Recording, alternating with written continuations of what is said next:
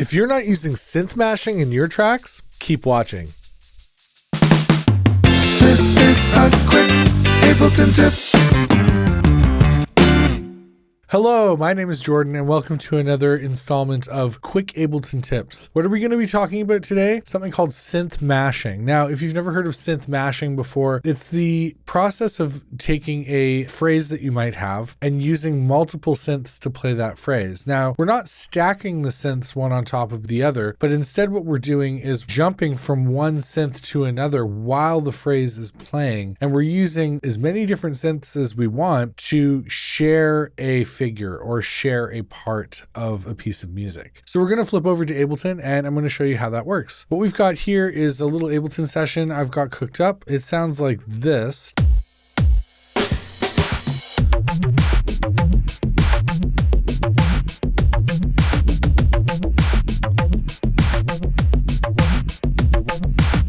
Basically what's happening here is we've got a kind of breaksy style beat and we've got a bass line over top of that. Now that bass line for the moment is just using one instance of Serum. But what I've got here in this effect rack is I've got a bunch of different synths all on their own chains and I'm using the chain selector to switch between each sound. So if I go over here and grab this selector and just kind of like turn it around while the song's playing, this is the effect of synth mashing.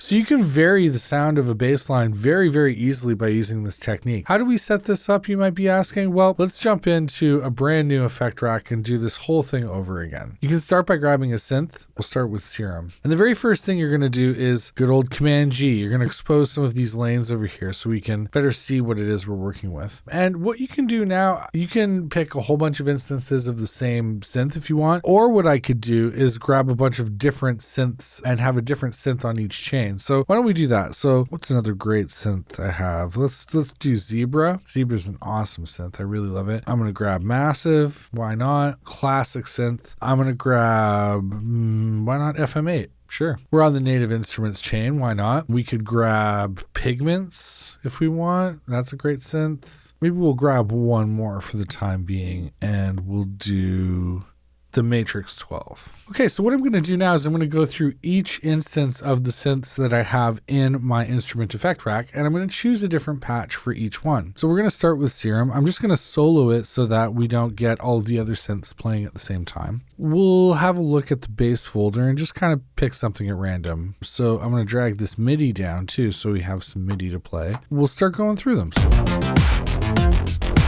Sure, we'll start with that. Why not? I'm now going to close my Serum. I'm going to go to Zebra and I'm going to do the same thing.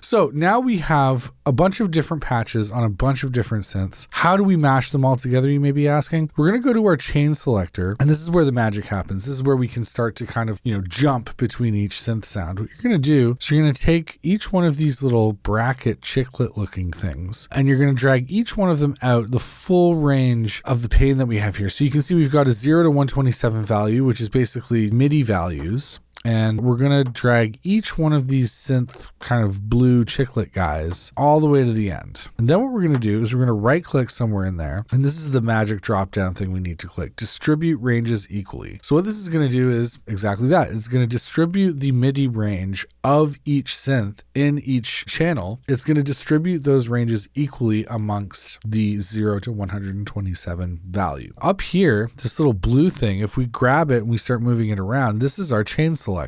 Okay. Now what we need to do is we need to map this chain selector to a macro so we can have something to move it around. So we're going to hit map and we're going to select this green portion up here, which is the portion for our chain selector. And we're going to hit map on a macro. Then we can exit the mapping mode. And now if we move this macro, we've got a chain selector that we can move around and select different chains or different synths to play our bass line. Now we've got a bass line that can sound like this.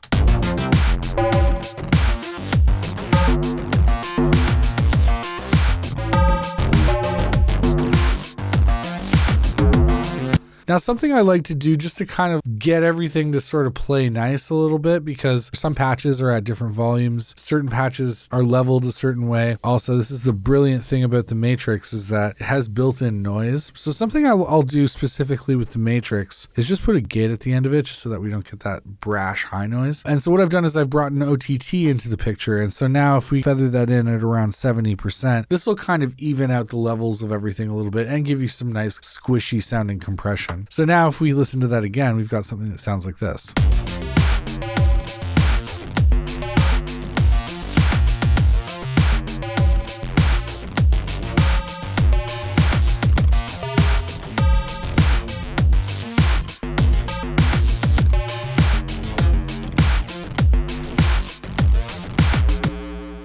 And the thing I like about this too is that it's not hard cutting between each chain either. So if you have a synth patch that say has a long release, in fact, there's one of them in here. I think it's either the Zebra or the Massive maybe.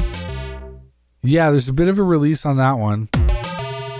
That one you can really hear that there's a release on. And so the cool thing about using this kind of technique is that when you switch from one chain to another, it's not going to cut off the audio of your previous chain. It's just sending the MIDI that you've got on your MIDI channel to different chains and stopping it being sent to other chains once it moves off of a certain chain. It's a really cool way of kind of blending different sounds in Ableton and giving you a kind of creative approach to writing bass lines. Because sometimes, you know, and I'm pretty sure everybody has this problem where you're working on a track and you're trying to find a bass sound for something and you're just literally kind of like clicking the down arrow through your presets and you can't find anything inspiring. Maybe you abandon that and you try to make your own bass sound. And this, I think, more so goes for bass sounds that are deliberately trying to evolve over time. This is a really quick way of giving you something that's in that neighborhood that you can then further tweak if you're not happy with it. Anyway, this is how you synth mash in Ableton. If you enjoyed the video, please consider liking and subscribing and hitting the notification bell so you can be notified